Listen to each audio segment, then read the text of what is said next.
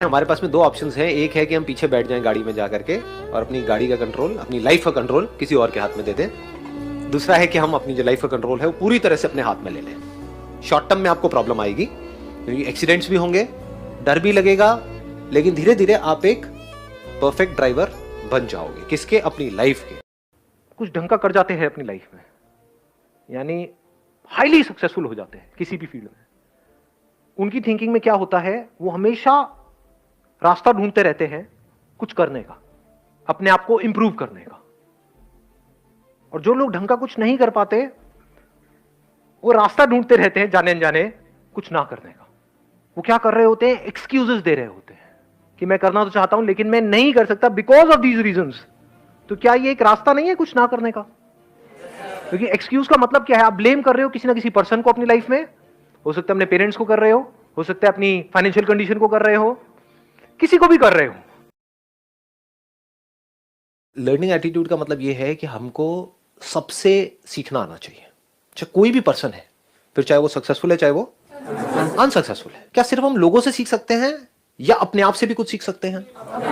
अपनी जो लाइफ के एक्सपीरियंसेस हैं वहां से भी बहुत कुछ सीख सकते हैं। लाइफ में जो सिचुएशंस है उनसे सीख सकते हैं। अगर आप ध्यान से उसको ऑब्जर्व करने की कोशिश करोगे कि जब भी कोई चीज ऐसी होती है जो हमें समझ नहीं आती, जो हमारे समझ से बाहर होती है, तो हम सेंटर में आ जाते हैं। समझ ही नहीं आ रही, क्या करें? कुछ करने को है ही नहीं। अगर आपको समझ आ गई, समझ कहां आएगी? अगर मेमोरी में कोई चीज पड़ी हुई है और आपको समझ आ गई तो आप एकदम से उसमें लैंग्वेज में कन्वर्ट कर दोगे।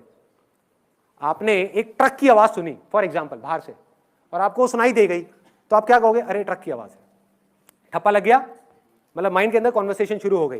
बट अगर अंदर से आपको ऐसी आवाजें आई जो आपको समझ ही ना आए, मैंने आपको सिर्फ हिंट दिया है कि ऐसी आवाजें होंगी, ऐसी ऐसी आवाजें होंगी, आपको समझ ही नहीं आएगा। नंबर 1 की आ कहां से रही है, नंबर 2 ये क्या है, नंबर 3 ये किसकी है, कुछ नहीं समझ आएगा। आप दंग हो जाओगे, आप सुन्न हो जाओगे। जैसे ही आप सुन्न हो गए, काम हो गया, आप सेंटर में आ गए।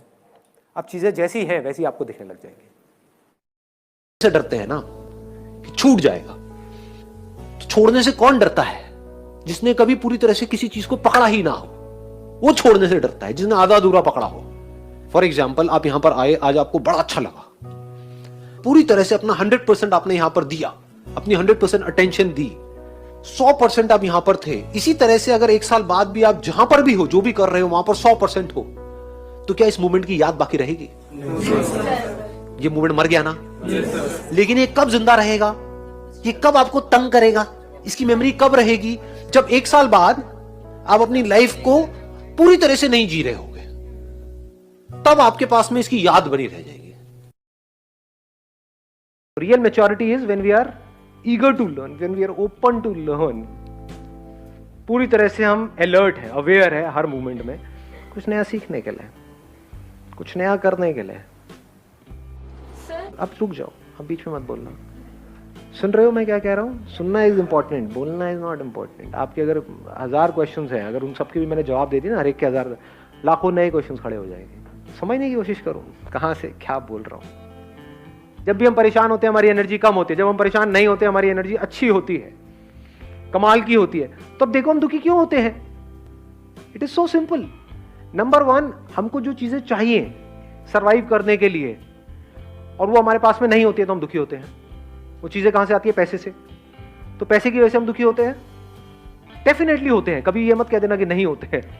फंस जाओगे, उल्टे सीधे चक्रों में पड़ जाओगे, उल्टे सीधे बाबाओं के पास जाकर के धक्के खाओगे, उल्टी सीधी तरह की मेडिटेशंस करोगे,